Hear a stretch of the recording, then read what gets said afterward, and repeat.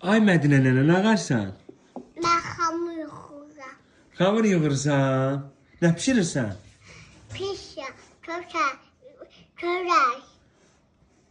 Çörək pişirəsən? Harda pişirəsən? Hara qoyub pişirəsən? Ceybuğa. Yox, onu orada xamırı yoğurandan sonra hara qoyarsan? Kız ova qazana.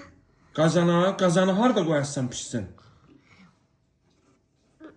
Orada. Onun adı nədir? Bilmirəm. Hə? Mən deyim. Tofqa. Koftada. Koftada. Sən başına Tofqada. Mən də. Bence. Sən də xamır yoğurursan? Ha. Kişi xamır yoğurmaz, Qız